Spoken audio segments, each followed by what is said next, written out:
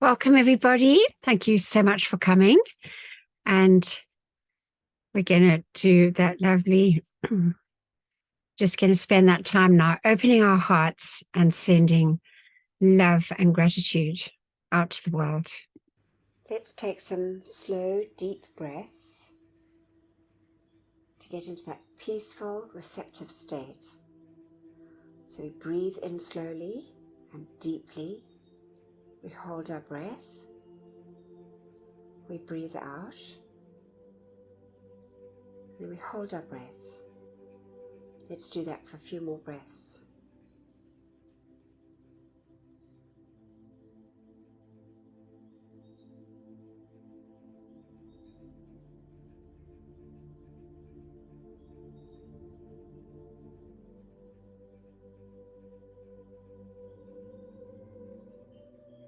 Now let's listen for our heartbeat.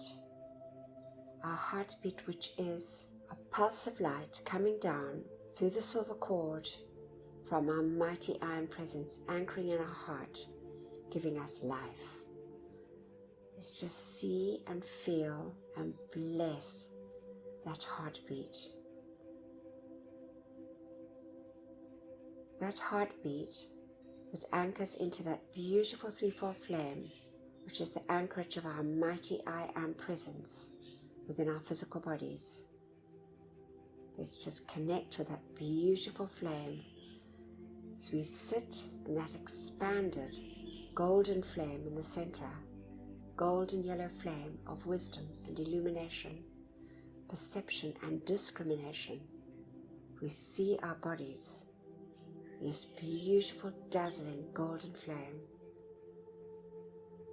To the right, we can see the pink flame, that glorious, dazzling pink flame of pure divine love. And then we see to the left of us that beautiful, expanded flame, that sapphire blue, bringing into us the feeling of the will, the power, the faith, and the protection from our mighty I Am presence. See and feel and bless this glorious light. Let's take our awareness now up through the top of our head, through the silver cord, to our mighty, beloved I Am presence. Let's see this glorious, all-powerful, all-knowing, all-loving presence smiling down on us. Our wonderful presence of God, I Am.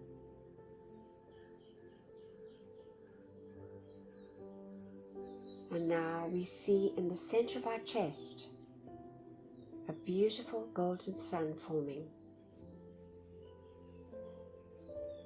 dazzling and brilliant like the noonday sun. The beautiful focus of light from our I Am presence.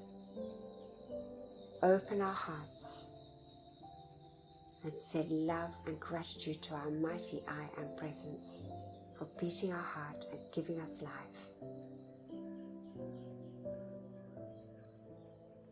And now we see those rays from our beautiful sun in the center of our chest, dazzling and brilliant, billions and billions of rays, going forth and connecting up with each and every miniature sun in all the cells of our bodies, our four earthly bodies, all those little inner wakas receiving this expanded light. Let's feel the joy, the happiness, and the gratitude of each and every little inner waka of our four earthly bodies. Sense and see and feel that wonderful light saturating our earthly bodies. And now let's just fill our feelings with a feeling of love and gratitude. And let's call to the beloved Ascended Masters, beloved Ascended Master David Lloyd, the great God of gratitude, to fill us, each one and all mankind, with this feeling, that light substance, From the Ascended Master realm of gratitude and love, we see our beautiful suns turning a deep shade of pink with a golden radiance. Gratitude and love for all our many, many blessings. Gratitude and love to the great Ascended Hosts for these marvelous teachings. Gratitude and love for all our loved ones and our friends. Gratitude and love for our homes and our supply. Gratitude and love for all the many, many blessings that we receive daily on our earthly journeys.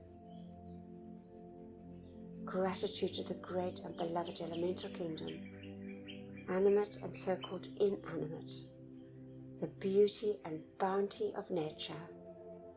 God bless, love and thank them, each and every precious one. Gratitude to the beloved angels,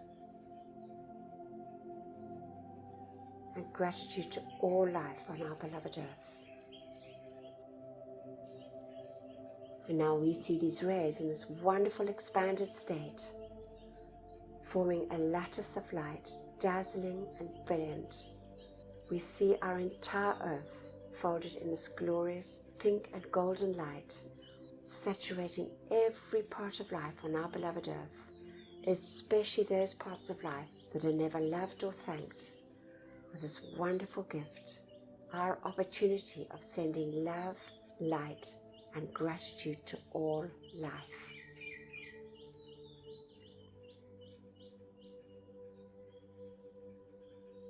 And we just give deep, deep thanks for this.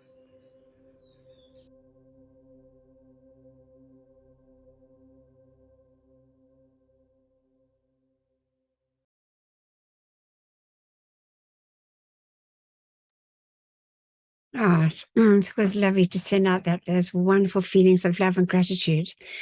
And Delia, are you able to read? Beloved, have you got... Yeah. Yes, thanks, Anthea. Okay, good evening, good day. Good evening, good day, everybody. Beloved presence of God, I am. It is thy life and intelligence that enables me to read and comprehend and absorb that which is required of me. For life, I am so grateful. Beloved Master Kathumi, I ask for your feeling and your capacity to use this instruction for God's glory and mankind's comfort. We thank you. And now, great I am presence, take me within thyself. There instruct me and cause me to retain the full memory of these inner instructions. Thank you, my beloved Saint Germain. Sorry about the background noise. There's a cat that's been scratching right near the computer. Sorry about that. It's absolutely fine. It's probably very delighted to be all in on it. Marvelous. Thank you so much, beloved. Wonderful. All right. So now we're starting the new chapter, chapter 9. It's the beginning of where Saint Germain starts to reveal to Guy Ballard an experiment that had not been tried for over 70,000 years. I actually forgot to put the name of the chapter there. It's Venus visits the Teton, the royal Teton. So it's really quite an extraordinary and wonderful part of the book that we're going to be going through over the next couple of weeks. And then we're going to listen to Learning Through Relationships by beloved Moira. And, you know, we always listen to it every workshop. And, it just is such a marvelous thing. So I thought I'd share it. I know we've listened to it before, but it was a long, long time ago. And, I mean, I listen to it so often and I never tire of it. It's just so marvelous. From beloved Moira. And then beloved Roxanne is going to read. I thought we'd do something slightly different. Life on Uranus, because we know it's from the life and teachings of the divine beings, and from Alice, Edike Look. And it's just interesting. So I thought we would do that today. Thank you, Roxanne.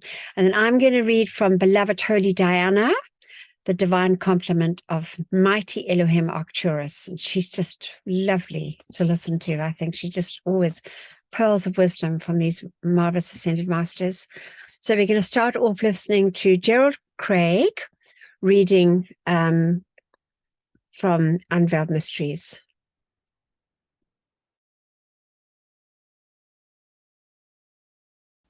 After a most wonderful voyage, we arrived at Southampton, went on to London, and presented my credentials to the Bank of England. The official to whom I presented them remarked, "Yes, we were expecting you today. Here are your bank and checkbooks." I looked at them to see how much my fortune amounted to, and was amazed to learn £100,000 had been placed to my credit. 5 years later, my mother passed on.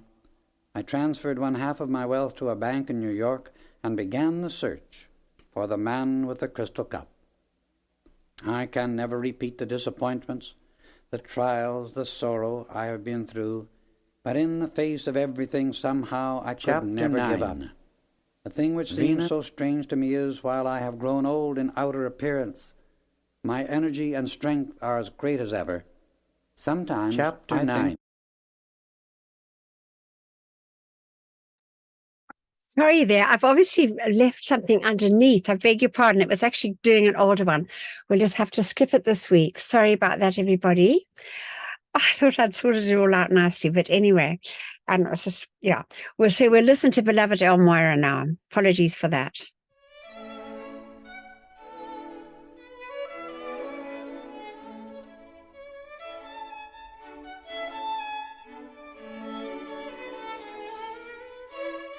This is an address by Beloved Elmira from the Bridge to Freedom journals. It's how the Master prepares you to work with another life stream. Blessed ones, in the development of a positive radiation, you must work for it. Everybody likes a comfortable religion. Certainly that is why the earth is in the condition it is in. Everybody likes peace. Everybody wants some other being to carry them out of distress. Now here you have the razor's edge. Do you think Lord Buddha was comfortable when he got up from the couch, leaving his wife, and then he walked out of the palace of his father and left his son? Do you think he was comfortable when he walked the dusty roads of India with a begging bowl and had to take from door to door those few scraps that were thrown at him? Have you ever tried to sit in a Buddha posture with nothing to sustain your spine but its own light for 7 years? Have you done it for an hour?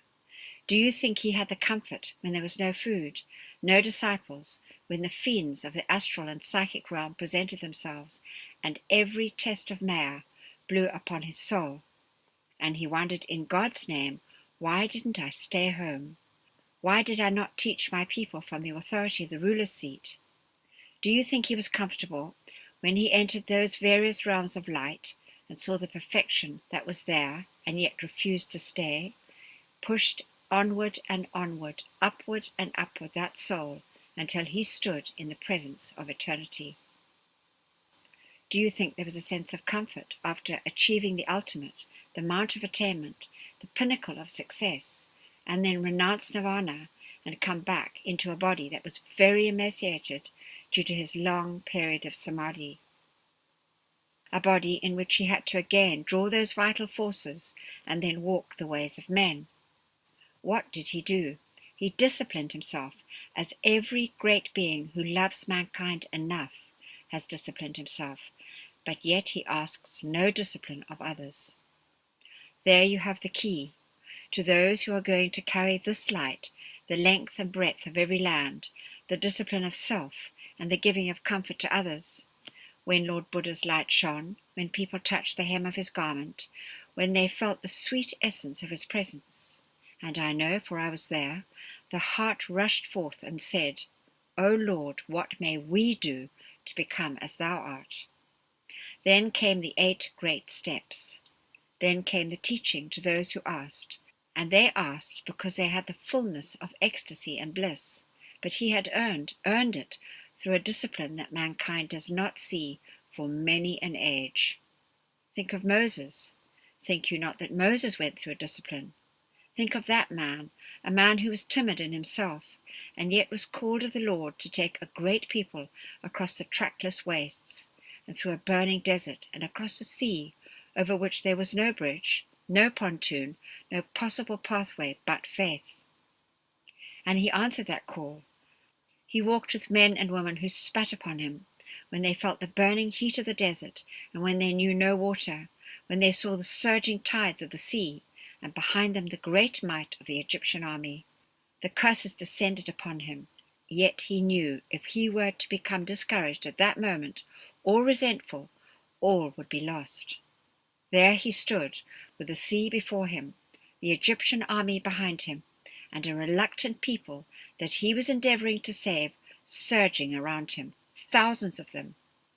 In the discipline of God, holding his attention upon the presence, he carried them across that sea on the beam of his own faith and through the desert.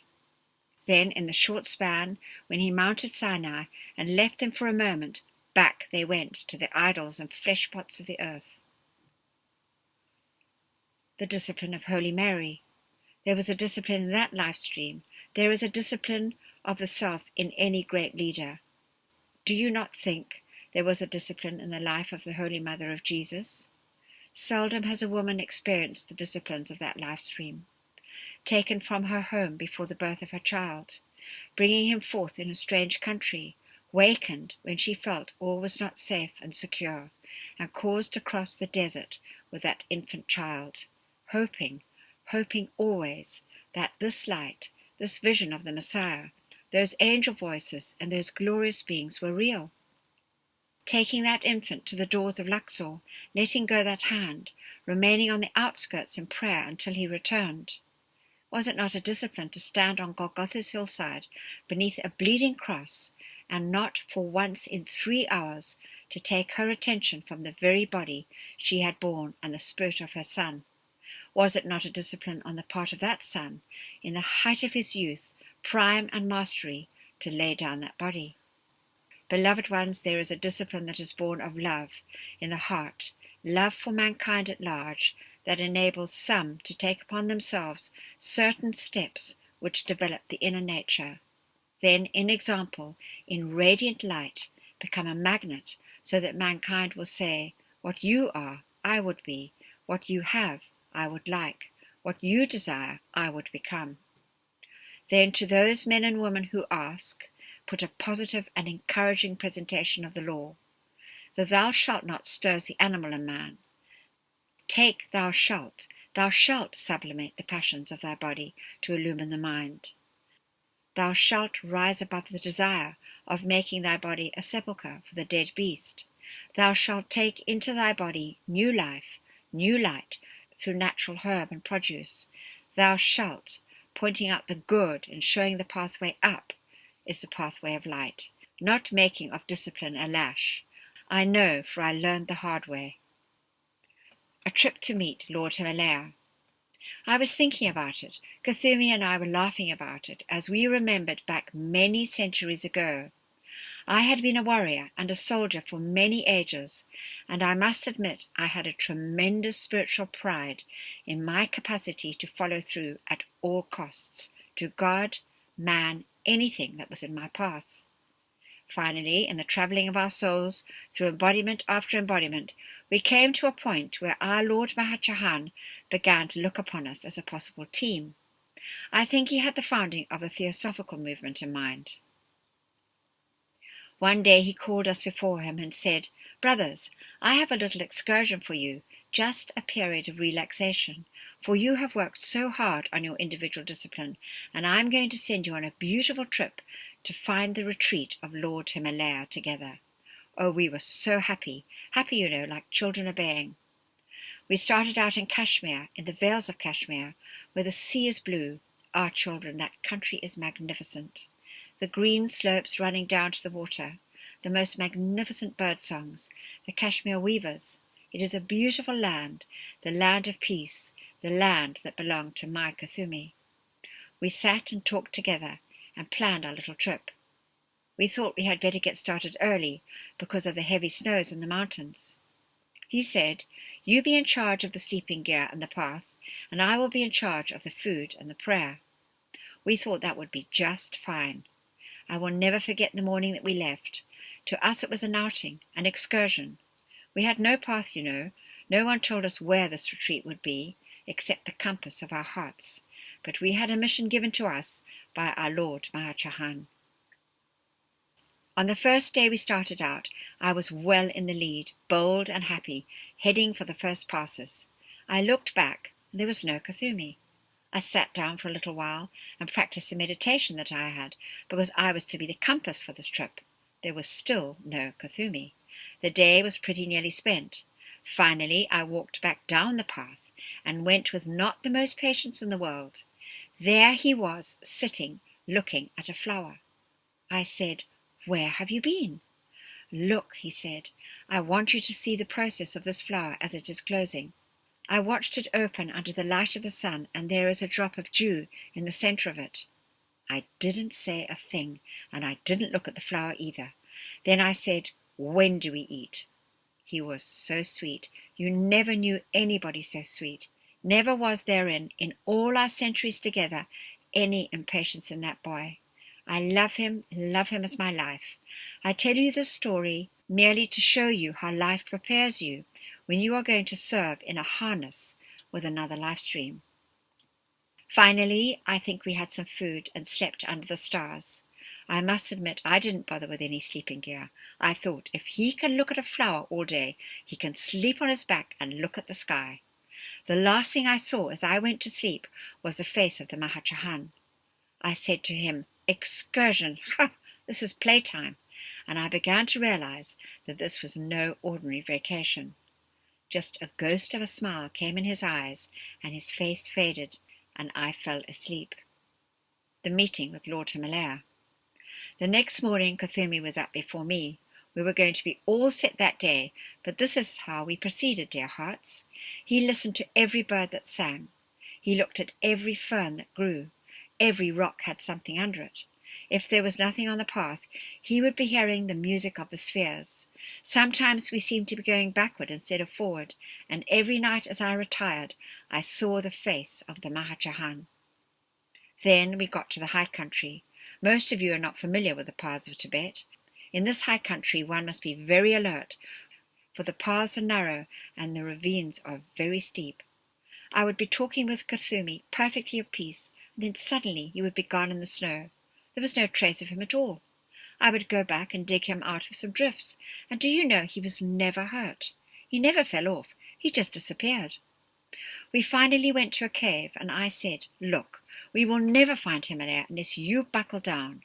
And he smiled, and he smiled. He had that beautiful smile, and that exquisite golden hair, a most magnificent being. And he said, "We will find him." And we did. We found him, yes, and I couldn't hear a word he said. Kuthumi remembered everything that happened. I couldn't hear a thing. I think I didn't even remember the outline of his body. All the way down the path, back to the Maha Chohan's retreat, I pondered deeply. When we got home, the beloved Maha Chohan was smiling. He said, "You are both wiser men," and we were. He said, "I have a great work for you in the future, together." I said, "No, no, no." He said, "Of course, think it over. It is voluntary, but you would be a marvelous complement one to the other." I did think it over for 500 years. All these experiences, dear hearts, are not lightly passed. I remember the day I returned to the Maha Chohan's presence, and I said, "I have thought it over.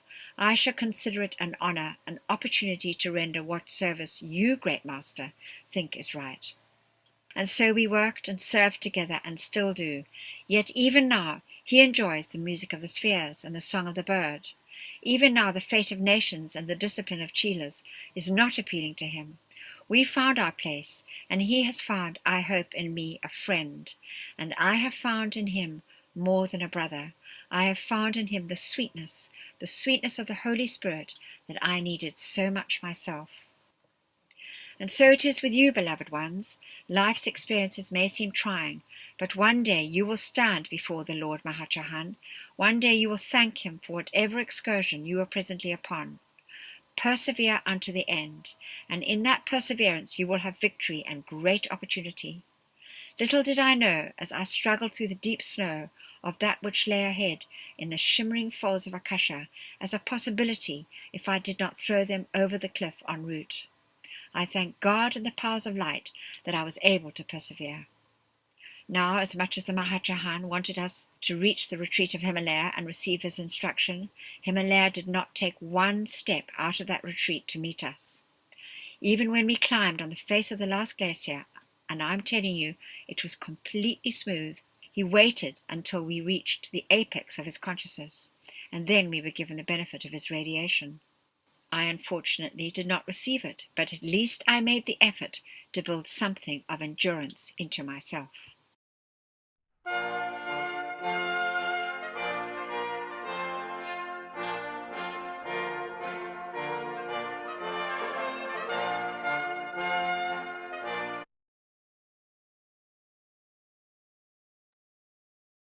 It's a wonderful story, so well told by beloved Almoira.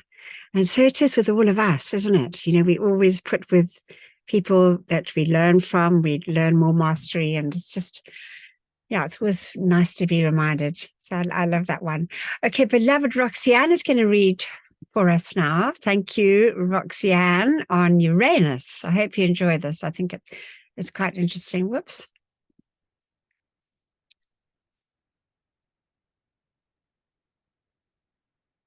Are you there, Roxanne?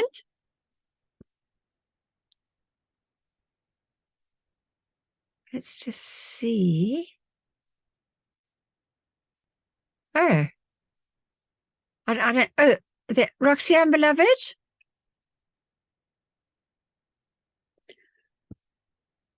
Can everybody hear me? Yeah, I hear you fine. I can. Okay, so let's just see. Roxanne? Oh, there she is. Can you hear me? Yes, but you can't hear me, right? No, we can hear you now. You So, can hear me now?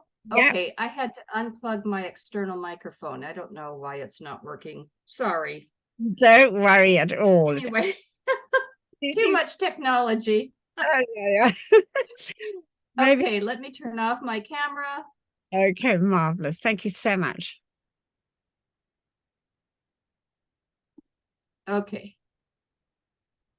Life on Uranus by the beloved Maha Chohan. Uranus is a very large planet, and there are a tremendous number of life streams evolving upon it. The people on this large planet of Uranus are beyond disease, death, or decay. The vibratory action is much more rapid than it is upon the Earth. The people are of larger stature. They are 7 to 8 feet tall, golden-haired, and blue-eyed. Strength, vitality, and power are the predominant qualities. The people of Uranus are those described as belonging to the time of the Amazons, when the beautiful ladies of the golden hair dwelt on Earth. Most of them came from Uranus, and many of them have, during their repetition of Earth life, taken on smaller bodies through mercy and wisdom of the cosmic law, in order to be less conspicuous. Because if they were in full stature, as on Uranus, they would stand out tremendously among the smaller people who inhabit the Earth. On Uranus, the center of the entire planetary scheme is built on the spiritual priesthood, which is fully acknowledged and which governs not only the main continent where the main temple is located, but also the other continents on that planet. The people there recognize absolutely the divine sovereignty of this cosmic priesthood. The people on Uranus are very large in proportion and very beautiful. A 3-year-old child stands as high as 4.5 feet. They are trained from childhood in the rites of invocation and radiation. in the powers of levitation, precipitation, and the etherealization. The ascended masters and cosmic beings walk and talk with them as you walk and talk with each other. There is no veil, no Maya, no human creation around the planet, and it is a most marvelous thing to see what an evolution can accomplish when there are not those riptides of psychic energy, nothing to hinder the expansion of the immortal flame within the heart, fulfilling the divine plan and pattern. Their buildings are colossal. Having the power of levitation, there is no need for mechanical machinery. Everything is done by mind force. The coloring is done by feeling. Their atmosphere is perfect. The moisture does not come to rainfall, but by a coarse substance that comes through what is similar to your earth. The body structure itself of Uranus is a beautiful green instead of brown. The moisture comes through this porous substance, fills their lakes and rivers and cisterns, and fills the atmosphere with the necessary moisture. The water is aquamarine. The landed surface is a darker green. The verdure and growth variegated in color. That is determined mostly by the aura of the individuals who represent the unit of the people residing in certain localities. The continental divas affect the entire contour and overall color of the various continents. The great planetary silent watcher governs and controls the entire uranium aura in the atmosphere. When a citizen decides to create a temple or a lovely home, he uses mind force. He directs his attention to the God self, or perhaps to some master who is developed in the art of architecture. Then, through mind force, he cuts his design and builds. Buildings are mostly open to the sky. Some have canopies for beauty's sake, but not for protection from the elements, because there is no need for it. When it comes to the great temple work, the priesthood alone works on that. The priesthood draws from the universal first cause, the design and pattern. When these patterns have been received by the priesthood, they are then imparted to the ones that will participate in the building, in the same manner as Sanat Kumara imparts the thought form of the year to the hierarchy. Then the temples are built. The one designated to do the coloring will draw on the flame in his heart until he gets a concentrate of that particular color of blue energy, for instance, in, through, and around him. And then, just like one puts paint on with the brush, that blue energy flows out from him and just covers over that portion of the column, fresco, ceiling, or floor that is to be blue. So each color is put on. They do all that through feeling. They can do it very quickly, or they can take their time, as you know it, according to their desire. Sometimes they create a family home that will last for thousands, hundreds of years. The music on Uranus is strong, powerful, and vibrant, similar to the Marseillaise and all those songs like Pomp and Circumstance that represent faith and triumph. Their activities are particularly concerned with the New Age. The search for and enthusiasm for uranium on the planet Earth is no accident at this time, because from Uranus, some individuals have come to help in this period of transition, and the radiation and outpouring of their presence has created uranium deposits, which are a part of the gift of this planet to the Earth. It is a gift because of some individual who magnetized and drew the very substance of the planet Uranus into the Earth plane. Much has been said about the Aquarian age. This is because Uranus will enter into the Aquarian orbit. Then the Earth entering the Uranium orbit will be in the next cosmic wave, go into the Aquarian orbit. There are people here from Uranus, Mercury, and Venus, as well those who belong to the Earth. Each one brings some memory of his planet and evolution. Facts about other planets have come through individuals who came from those planets. In the establishment of a contact between Uranus and Earth, it is important to realize that the Earth's next step will be to enter into the socket of Uranus on the horizontal motion. When the upward motion takes place, the Earth will move upward into the place in the solar system above, now occupied by Venus. The present solar system, as studied by the astronomers, is not accurate because of the fact that a galaxy moves in a spiral and is in constant motion. They do spot stars, but do not get the proper prospectus. They pick up stars which are in different systems belonging to one galaxy.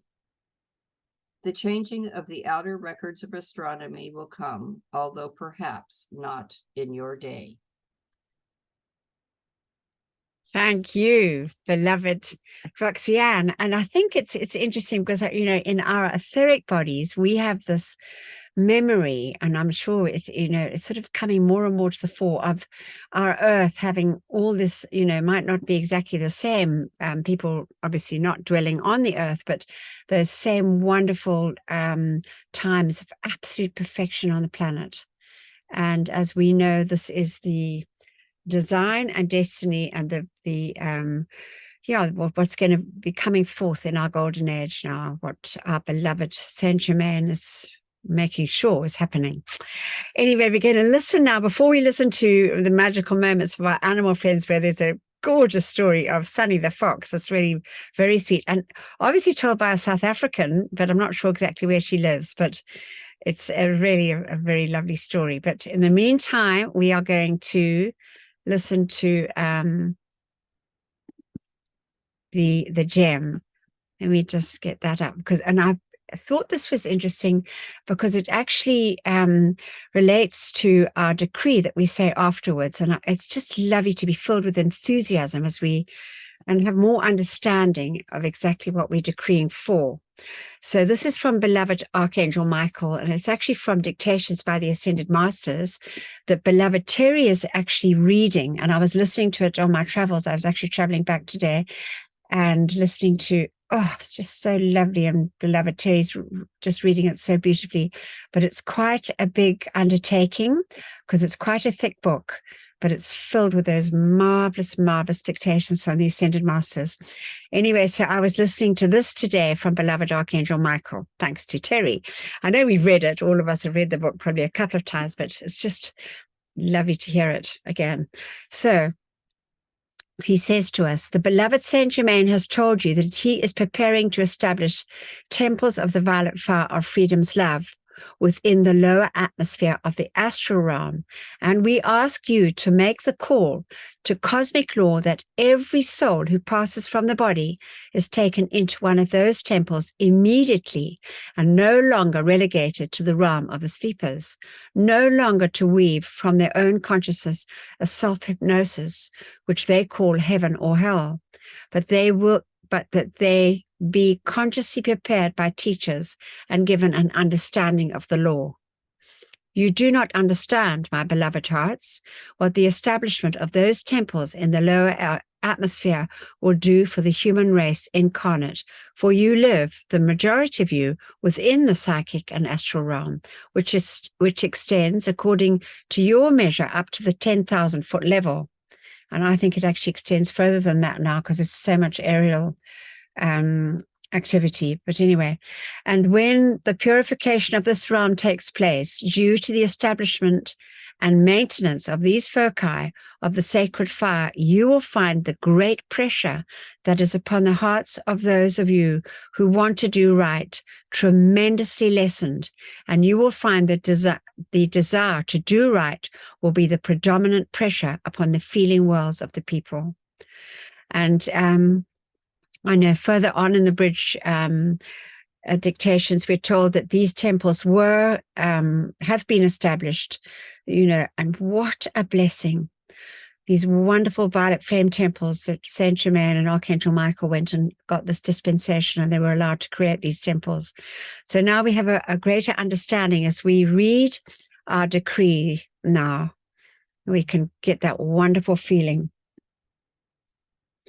So we say together, beloved presence of God, I am in me, a beloved immortal threefold flame of eternal truth within my heart, and beloved Saint Germain. While my body sleeps this night, let all the constructive energy of my entire life stream, including that in my causal body, be used to render whatever service is needed in the violet flame temples established in the psychic and astral realms to draw the full gathered cosmic momentum of the violet purifying flame of divine love and compassion through every discarnate life stream there. Let all the souls who dwell in those realms be drawn into those purifying temples of mercy and compassion, and there have the accumulated destructively qualified energies of their life streams purified and transmuted, so that when they are summoned for re-embodiment by the lords of karma, they bring into incarnation only a heritage of perfection, and carry in their life streams no miscreations that would add to their own or the world's distress. We accept this done now with full cosmic power, and so be it, beloved I am, and we thank you. And as we know, Saint Germain has said to us that if we choose to, we can ask. As we know, before we go to sleep, we do often ask to go to the temple or the retreat open. We can also ask to assist him, which we've just done now, and go to those temples, those violet flame temples, and assist him with those souls. And as we learn, we can help them too. So it's just a wonderful thing to do. All right, now we're going to listen to this lovely story. I could never imagine I'd have a fox in my house. But Sunny is not just a fox. He's our family member. He absolutely adores our dog Nick. These two can wrestle each other for ages. And our cat can't live without their daily aggravations. He's a wild animal, and I never expected him to trust us this much. But after I saved his life, I guess there was no other way. When I first met Sunny, he was a tiny ball of floof, lying hopelessly by a foxhole. He had wounds on his neck and legs, and he was completely alone. Some local farmers consider foxes pests and attack them.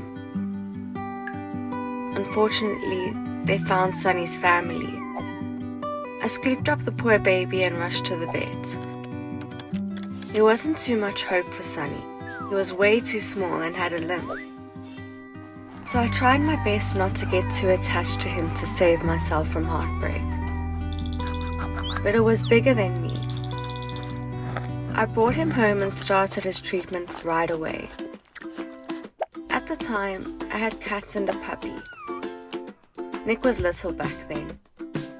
Unsurprisingly, they all took to poor Sunny. The cats and him loved giving each other a bit of a hard time. It's all out of love, of course. But Sunny and Nick kicked it off like no other. You just can't separate them. They love getting rowdy together. They run and dig outside all day. Although Sunny's a bit more proficient. And then after they tire each other out, they fall asleep nose to nose. It just melts my heart. Because I was helping him, Sunny opened up to me as well. And I couldn't believe it when a wild animal like him let me rub his belly. He is so affectionate, so gentle. So every day, I fall in love more and more. All this attention and care helped Sunny get back on his feet. Sadly, his legs never recovered enough for him to be released. But even then, I caught myself thinking, is this the same scared, weak fox that I rescued? Now Sunny beams with confidence and joy. Whenever I look at this funny energetic kit, I see how wrong those farmers were. And how right I was when I saved him. If you are rescuing or thinking of adopting an exotic animal, please make sure to contact professionals and do your research so that they can have the best life possible. It's time to watch more.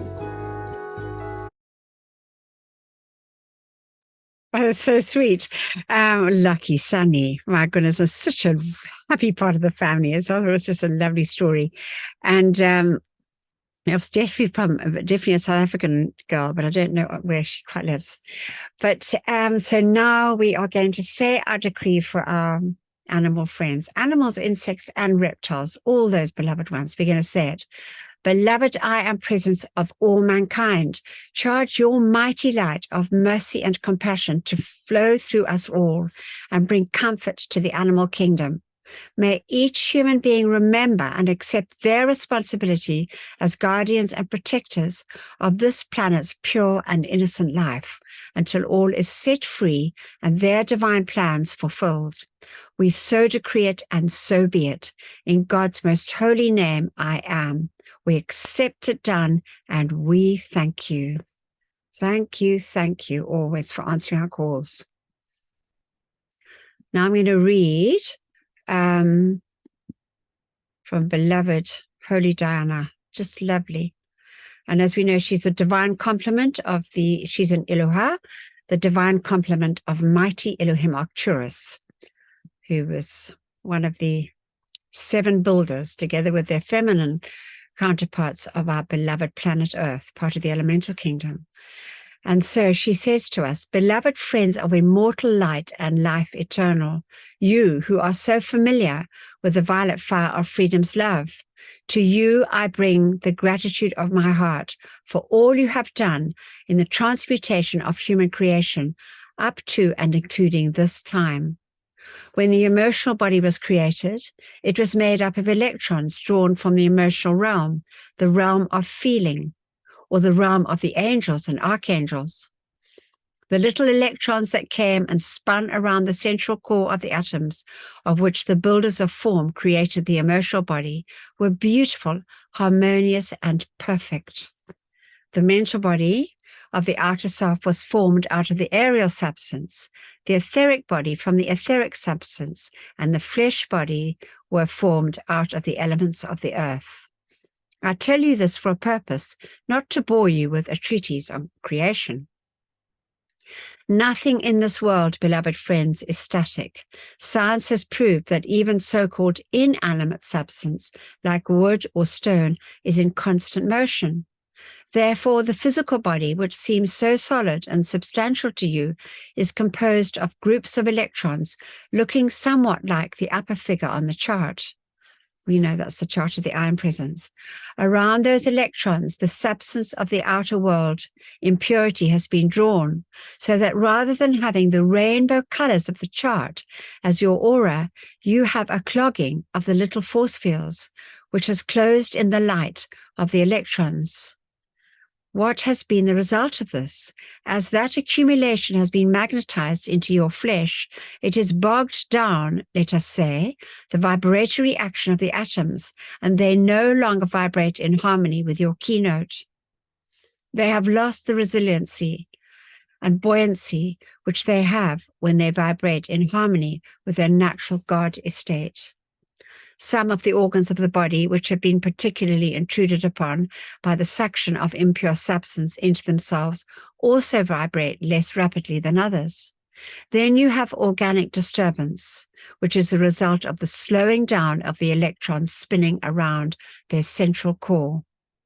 In spiritual healings, all that is done is that impure, unadulterated light is poured into and around that organ by whichever member of the ascended host to whom the call is made, and just as you would clean out a clogged pipe, so does the light loosen and transmute the human effluvia which has more or less smothered the electrons. That heavy human effluvia is wedged in between the electrons which make up each atom, causing the atoms to spin more slowly, not in the rhythm of the keynote of your being. The flame of purification quickens the vibrations of the electrons and atoms, restores them to their original purity, thus allowing them to release perfect light rays. Thank you, beloved violet flame and great flame of purity. The same thing is true of your mental body. The electrons which comprise the mental body are absorbing discordant substance constantly from the atmosphere, and the same condition applies to your flesh form. Therefore, what your mind dwells upon, secretly you are drawing into the force fields of the electrons and atoms of your mental vehicle and your physical form as well, producing manifestations which may be read by the discerning. The vibratory action of your emotional vehicle is qualified with inharmony of any kind. The vibratory action of your emotional body, if qualified with inharmony of any kind, will manifest as imperfection in the substance which you have drawn into the force fields of the electrons forming the atoms which compose the emotional body. The effluvia thus drawn in slows down the vibratory action, and thus you have upheavals. Now, beloved friends, in the name of all that is holy and in the name of this human race, let us set into action through your calls such a purification that the emotional bodies of all mankind might be swept free and clear of all discordantly qualified substance, leaving them open and receptive to the words and instruction of the ascended host of light. Put on, beloved ones, Saint Germain's bright robes of freedom, and by your calls and visualizations, see every member of the race clothed likewise. I hold this conception for you, your planet, and all that lives upon it. And there we have it, so beautifully expressed by beloved Holy Diana. And as we're told by the ascended host, that 95% of illness is really a result of mental and emotional disturbances which affect our physical bodies. Okay, perfect. So now we're going to we did listen to it the other morning in our Zoom service. We get on every morning. Beloved Antoinette takes the service for us. And this was just so lovely to sing to. So I hope you enjoy it too. It doesn't have still got the old piano, but it's just, the words are wonderful as we pledge our threefold flame of our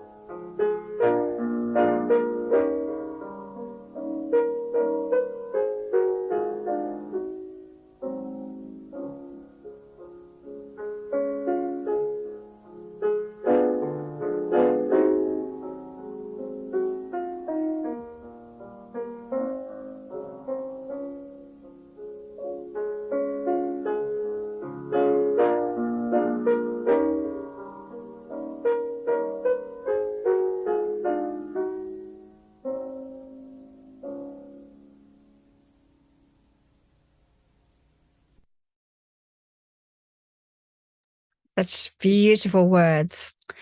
All right, so beloved Antoinette, thank you so much, Ant, for taking on such an important part of the whole session. Thank you. Thank you, Anthea. With our hearts just overflowing, we feel that wonderful connection to our beloved I Am Presence. We see ourselves in Saint Germain's robes of freedom as we say together, Mighty I Am Presence, great host of ascended masters, archangels and Elohim, cosmic beings and great cosmic light, come forth now in all your cosmic power. Withdraw and withhold all power from destructive forces and individuals with destructive intent throughout the world, right now and forever, whether it is conscious or unconscious. Expose, seize, bind, and render helpless all these sinister forces and their activities until the light has removed them completely, and illumine the source, so this may never act again, and raise up to positions of power the divinely chosen leaders. Replace all with ascended master consciousness and the divine plan fulfilled. We thank you.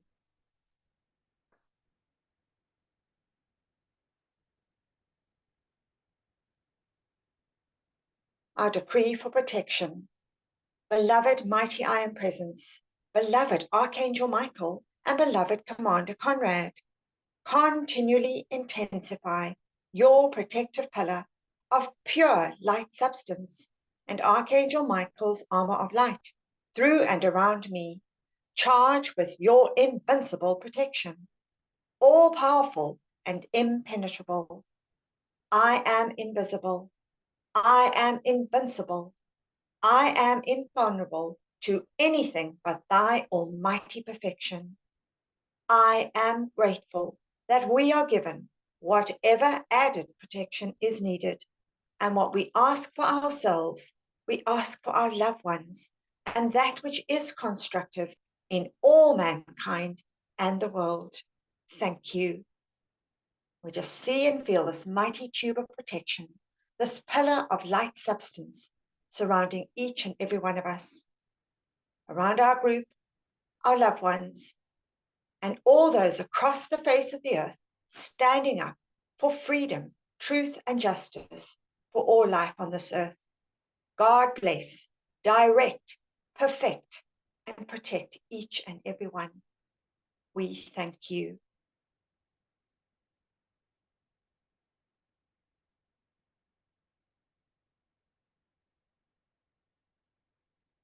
Our decree for divine justice. I am the most intensified cosmic action of the flame of divine justice, blazing throughout the world, right now and forever. I am the law. I am the justice. I am the judge. I am the jury.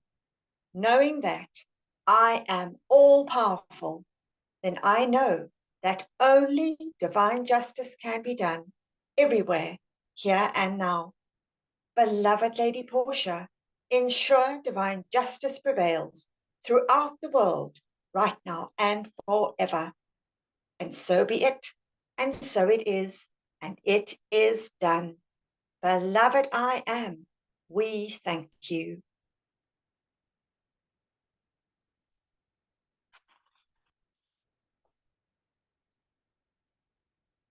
Beloved Cosmic I Am Presence and Great Goddess of Liberty, direct the cosmic light of liberty as of 1,000 suns into the cause and core of anything attempting to delay the divine plan of the Great White Brotherhood for the earth's eternal freedom and release from all tyranny here and now.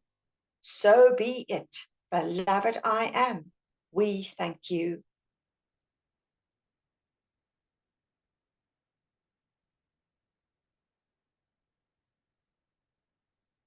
In the name of my mighty I Am Presence, great cosmic beings and great cosmic light, I decree, I am the presence, charging the minds and feelings of everybody in America and the world with Saint Germain's ascended master consciousness and perfection right now and forever.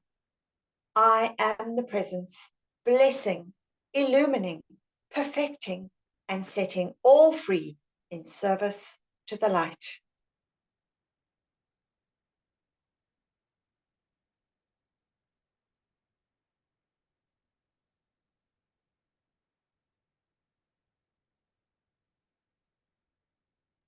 And now together we're going to call to the mighty violet fire. We say together, Mighty I am presence, beloved Saint Germain, and those that minister to the violet flame, come forth now and blaze your cosmic violet fire and cause a mighty victory for all the world to see. I am the law of forgiveness in cosmic action now. I am the victory of the sacred fire in all its cosmic power.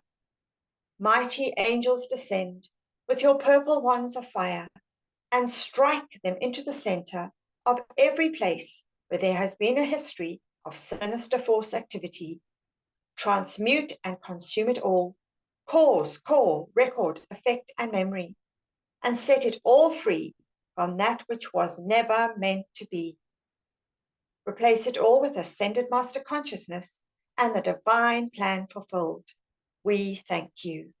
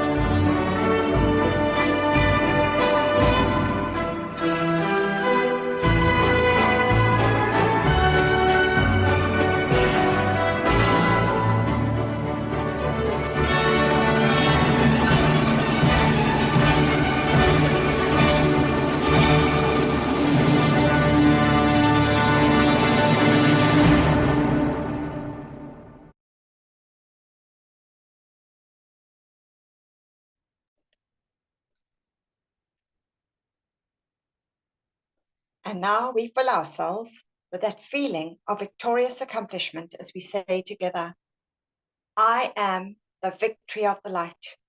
I am the victory of the light. I am the victory of the light. I am the cosmic flame of victory, which reigns supreme everywhere, right now and forever. We accept these calls answered as they are made, according to thy will, with full cosmic power, maintained and doubled each instant of each hour until fully manifest. And so be it, and so it is, and it is done. Beloved I am, we thank you.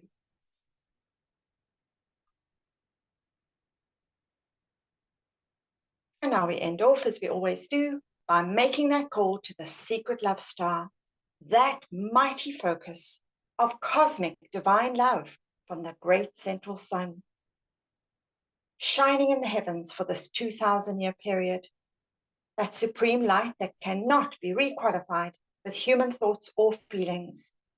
And we see and visualize that great star of light. And we ask that each one of us, every man, woman, and child, and all elemental life, be clothed in the substance from the secret love star. That glorious substance that pushes out all imperfection, all limitation, all disharmony of any kind, filling our etheric, physical, mental, and emotional bodies with peace, harmony, love, kindness, grace, goodwill, charity, courtesy, feelings of unity, one brotherhood, Saint Germain's holy family. Beloved secret love star, make each and every one of us, all mankind and all elemental life, a living sun of pure divine love.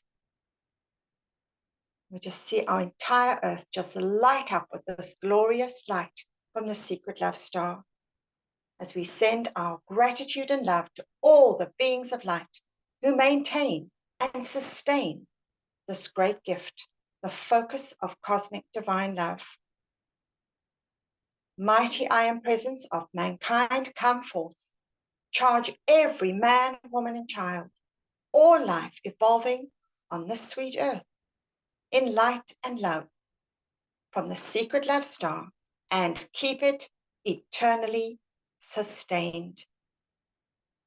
Thank you, thank you. Thank you, everybody. Thank you. Thank you, beloved Anne. Oh, just lovely. I love it. Everybody becoming a star of unconditional love, a sun of unconditional love. So beautiful. Thank you so much for putting all that wonderful feeling into it for all of us. And now we're just going to finish off with somebody liking to read the Catherine, beloved. Are you, have you got a screen? And Mike, are you able to read the closing invocation? Yes, wonderful. Thank you. Closing invocation. Before ending the session, we all say with mics muted, Beloved, I am presence, and beloved Master Kathumi, nourish the seeds planted in my consciousness, so that the ideas entrusted to me become manifest flowers of perfect expression in my world and the world of all my fellow men. Beloved presence of God, I am. Pour the light of thy great glory upon my consciousness and nourish the seeds planted by the masters. We thank you. Thank you. Wonderful. Thank you. Thank you. Okay, so let's just take a moment before we finish off just to open our hearts and just send love and gratitude to our I am presence, to the great and ascended hosts, all the mighty ascended masters, the cosmic beings, the archangels and angels and all the beloved elemental kingdom too. Just open our hearts. Just thank you, thank you, thank you for our beloved earth and our opportunities.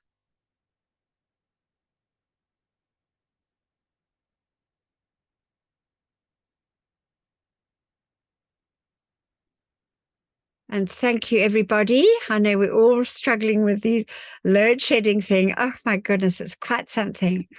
But here we all are, and still here. So we're going to stop the share. We can put on the mic, the videos if you want.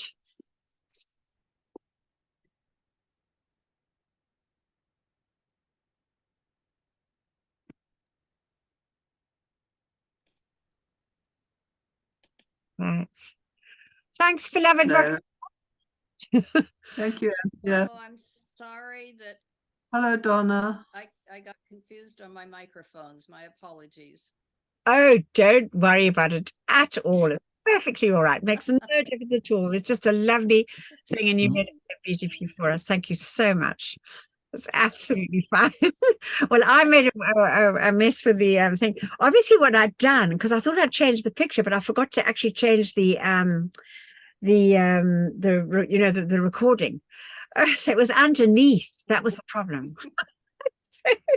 Anyway, Technology. We still had a beautiful evening. Absolutely. Oh my goodness me. Anyway, there we all are.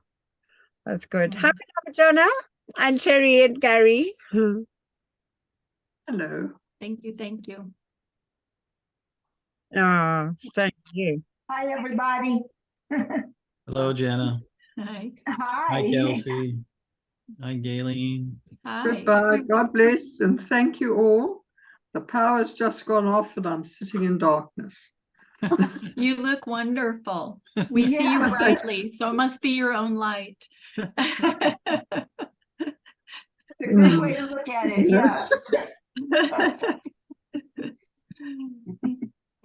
I'm going. God bless you. Goodbye. God bless you. God bless you. God bless you. God bless you. Anthea, I loved the story of Katumi and El Moria. That was so funny. Oh, it's too pretty. Everybody's got different personalities, you know, and they come out in different ways. I thought it was Very so much. cute and so interesting. I loved it.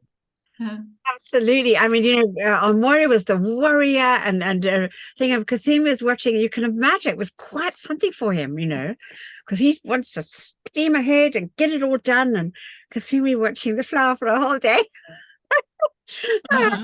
I play that in every workshop as at the end of the first day, because it's just a wonderful thing to know that we are put in these harnesses often with live streams, just so that we can learn. And what was so interesting is I forgot to say it because I was thinking about it when it was on, is that sometimes Norman, who had his inner sight opened often, he sometimes would say Elmora and Kathumi are with us in the sanctuary. So they still work together very, very closely. They're great friends, yeah. And in Peter Manchester's book too, when they were on the airplane, remember it was Kathumi and Elmora in the front seats there. Oh my gosh, it's so marvelous, isn't it? No. Wow. Wow. Love and blessings to you all. Yes. Oh, yeah. We will see you on Thursday. Yeah, lovely. Bless. Yeah. Bye Bye-bye. now. Love Bye, you all. everybody. Love you. Have a great week. You too. Yes. too. Yes. Thank you. Bye. Love you. Bye-bye. Bye. Love you all. Are you with Amy, Donna? Oh, she's gone off. All right, lots of love. Bye, beloveds. Bye, Bye. Roxanne.